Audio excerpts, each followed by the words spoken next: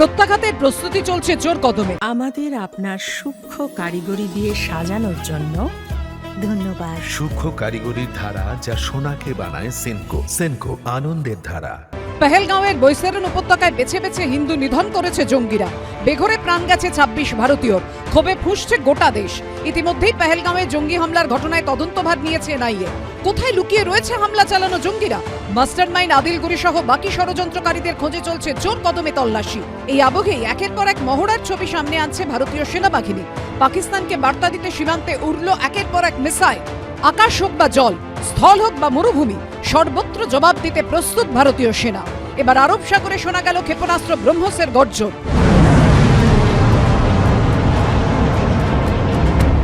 এর আগে ট্যাঙ্ক সাঁজোয়া গাড়ি নিয়ে রাজস্থানের মরুভূমিতে যুদ্ধের মহড়ার ছবি সামনে আনে ভারতীয় সেনাবাহিনী। অত্যাধুনিক যুদ্ধ সরঞ্জাম, বিশেষ প্রযুক্তির ব্যবহার খতিয়ে দেখেন সপ্তশক্তি কমান্ডের কমান্ডাররা। ভারতের হাতে যে পরিমাণ যুদ্ধ বিমান, ট্যাঙ্ক, ফাইটার জেট, সাবমেরিন রয়েছে তার ধারে কাছেও আসে না পাকিস্তান। ভারতের সেনাবাহিনীতে জওয়ানের সংখ্যা 14,55,550। উল্টো দিকে পাকিস্তানের সেনা জওয়ানের সংখ্যা 6,54,000।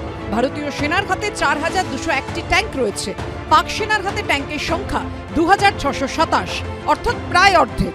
ভারতের হাতে রয়েছে 13টি ডেস্ট্রয়ার, পাকিস্তানের হাতে একটাও নেই। ভারতের কাছে 172টি পরমাণু বোমা রয়েছে, পাকিস্তানের রয়েছে 170টি। ভারতীয় সেনার হাতে রয়েছে 2টি এয়ারক্রাফট ক্যারিয়ার, সেখানে পাকিস্তানের ঝুলি শূন্য। এছাড়াও ফাইটার জেট, ফাইটার হেলিকপ্টার, সাবমেরিনের সংখ্যাও ভারতের তুলনায় নগণ্য। দু দেশের ডিফেন্সের অ্যানালিসিস করা যায়, তুলনা করা যায় কি কে বেশি শক্তিশালী। আমি বলবো ভারত নিশ্চয়ই। কারণ হচ্ছে পাকিস্তানের কাছে যে ক্ষমতা আছে যুদ্ধ করার, ওটা ম্যাক্সিমাম 6 থেকে 7 দিন। ভারতের কাছে প্রায় 37 দিনের যুদ্ধ করার ক্ষমতা আছে। ইন্ডিয়ান আর্মি প্রায় ডবল ইন সাইজ পাকিস্তান আর্মির থেকে। আমাদের কাছে অনেক বেশি, অত্যাধিক বেশি number of tanks, artillery and infantry units তো প্রায় ডাবল। সামরিক শক্তিতে ভারতের থেকে অনেক পিছিয়ে, সে কথা জেনেও বারবার যুদ্ধবিরতি লঙ্ঘন করে চলেছে পাকিস্তান। উত্তর কাশ্মীরের রামপুর সেক্টরে তুতমার গলির কাছে বিনা প্ররোচনায় পাকিস্তানের দিক থেকে শুরু হয় গোলাগুলি। পাল্টা জবাব দেয় ভারতও।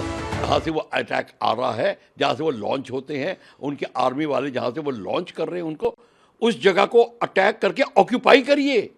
हम सिर्फ सर्जिकल स्ट्राइक कहते हैं, सर्जिकल स्ट्राइक एंड ऑक्यूपाई नहीं कहते। हमें उसको जगह को ऑक्यूपाई करना धीरे धीरे, और फिर देखिए पाकिस्तान अपने आप मुंह बंद हो जाएगा। নিরীহ পর্যটকদের ওপর জঘন্য হামলার প্রতিবাদে এদিন পেহেলগাঁও বাজারে কালো পতাকা ও জাতীয় পতাকা নিয়ে মিছিল করেন স্থানীয় বাসিন্দারা।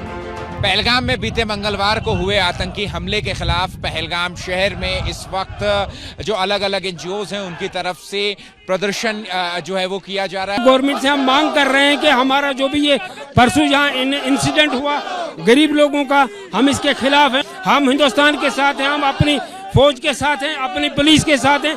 जो कुछ भी यहाँ हुआ है ये इंसानियत के खिलाफ हुआ है, ये इंसानियत का पूरा कत्ल हुआ है। इसमें जिस किसी दरिंदे ने भी ये किया है उसको कड़ी से कड़ी सजा लगनी चाहिए। পেহেলগাঁওয়ে নারকীয় হামলার বদলার অপেক্ষায় গোটা দেশ। এবিপি আনন্দ।